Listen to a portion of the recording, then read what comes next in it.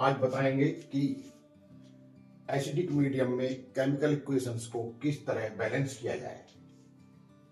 Chemistry के inorganic में chemical equation को एसिडिक मीडियम में कैसे बैलेंस किया जाए। एसिडिक मीडियम का मीनिंग है कि उसमें HN की प्रेजेंस में कैसे बैलेंस किया जाए। तो इसके 4 स्टेप हैं, मैं स्टेप बताऊंगा। यदि इनको फॉलो करोगे आप इस तरह दी हुई किसी भी रिएक्शन को एकदम बैलेंस कर सकते हो। तो देखिए मैं स्टेप वाइज बताता हूं। सबसे पहले एक हाफ रिएक्शन लिखिए, Cr2O7 is equal to Cr+3. First of all, we write the one half reaction. Number 1 step. Number 2 step में करो क्रोमियम। देखिए हाँ, इधर क्रोमियम है, इधर क्रोमियम है। इसके एटम को बैलेंस करिए, जहां कम है उसमें उसने की मल्टीप्लाई कर दीजिए। Cr2O7 is equal to 2Cr+3। दो बातें हो गई। तीसरा पॉइंट, ऑक्सीजन एटम देखिए, ऑक्सीजन एटम देखिए। तीसरे पॉइंट में ऑक्सीजन एटम किधर कम है? इधर 7 एटम है, इधर कोई एटम नहीं। Cr2O7 is equal to 2Cr। जिस साइड में ऑक्सीजन के जितने एटम कम हैं उतना ही वाटर मॉलिक्यूल जोड़ दीजिए। जिस साइड में ऑक्सीजन के जितने एटम कम हैं उस साइड में उतने ही वाटर मॉलिक्यूल जोड़ दिए। इस साइड में 7 ऑक्सीजन एटम है, इस साइड में कोई ऑक्सीजन एटम नहीं है, तो इधर आप 7 मॉलिक्यूल ऑफ वाटर ऐड कर दीजिए।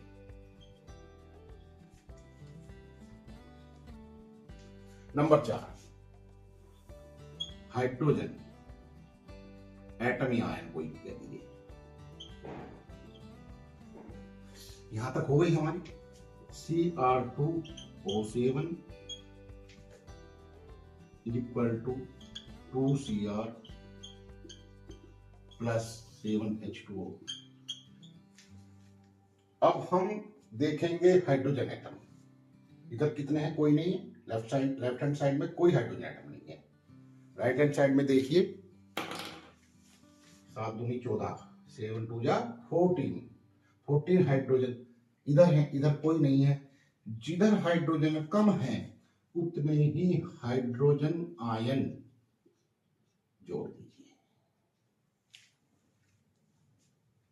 और लास्ट स्टेप इसका ये है, इलेक्ट्रॉन को बैलेंस करिए, चार्ज बैलेंस करिए।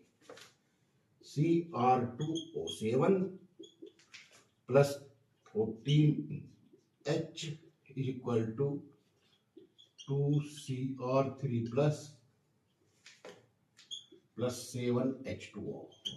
अब चार्ज देखिए, ये चार्ज गिना जाता है, 2 ये चार्ज है, 14 हाइड्रोजन का गिना जाएगा। इधर कितना है? 12। इधर कितना चार्ज है? 12। इधर देखिए, राइट हैंड साइड में देखिए, 2 3 6। इधर कितना है? 12। इधर कितना है? 6। जितना कम है जिस साइड में चार्ज, जितना अधिक है जिस साइड में चार्ज, उतने ही इलेक्ट्रॉन में जोड़ दीजिए। इधर 6 ज्यादा है, एक इलेक्ट्रॉन पर एक नेगेटिव चार्ज होता है। 6 इलेक्ट्रॉन यदि आप इधर जोड़ देंगे, आपका चार्ज भी बैलेंस हो गया। अब इधर भी 6 चार्ज हो गया, इधर भी 14 बाद 6 में से 6 गया तो 6 बचा। 6 चार्ज इधर रह गया, 6 चार्ज इधर रह गया। This is the balanced half balanced equation. फिर एक बार मैं रिपीट करता हूं। सबसे पहले एटम बैलेंस कीजिए क्रोमियम के। इधर 2 एटम है क्रोमियम के, इधर 1 है, तो इसको 2 से मल्टीप्लाई कर दीजिए। सबसे पहले हाफ रिएक्शन लिख लीजिए, उसके बाद एटम बैलेंस कर लीजिए। दूसरे नंबर पे ऑक्सीजन एटम को बैलेंस करिए। ऑक्सीजन एटम बैलेंस करने का तरीका ये है, जिस साइड में जितने ऑक्सीजन कम है उतने ही वाटर मॉलिक्यूल उस साइड दूसरी साइड में जोड़ दीजिए। तो इधर हमने 7H2 जोड़ा। चौथे नंबर पे, 4th नंबर पे हाइड्रोजन एटम देखिए। जिस साइड में जितने हाइड्रोजन कम आ रहे हैं उतने ही हाइड्रोजन आयन जोड़ दीजिए, और सबसे लास्ट में चार्ज बैलेंस करिए, जिधर ज्यादा पॉजिटिव चार्ज आ रहा है उधर उतने ही इलेक्ट्रॉन जोड़ दीजिए, तो आपकी ये बैलेंस हो जाती है एक हाफ रिएक्शन। अब मैं इसका ही दूसरा पार्ट देके बताऊंगा, इसको नोट करें कि एक हाफ रिएक्शन हमारी ये आई।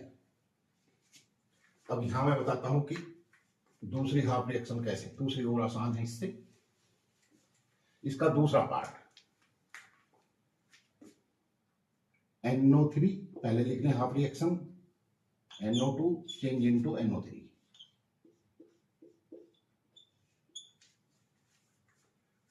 एटम बैलेंस करिए, नाइट्रोजन एक है, एक नाइट्रोजन है।